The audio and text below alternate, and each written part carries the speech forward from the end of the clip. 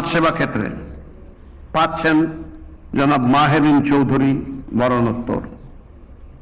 মাহেরিন চৌধুরী 1979 সালের 6 জুন নীলফামারী জেলার জলঢাকা উপজেলার বুগলাগাড়ি গ্রামে জন্মগ্রহণ করেন। তিনি মানারত ইন্টারন্যাশনাল ইউনিভার্সিটি থেকে স্নাতকোত্তর ডিগ্রি অর্জন করেন। 2007 সালের 11 জুন তিনি মাইলস্টোন স্কুল অ্যান্ড কলেজে শিক্ষক হিসেবে যোগদান করেন। 2025 সালের 21 জুলাই উত্তরার মাইলস্টোন স্কুল অ্যান্ড কলেজে ঘটে যাওয়া মর্মান্তিক বিমান দুর্ঘটনার সময় তিনি অসাধারণ সাহসিকতার পরিচয় দেন।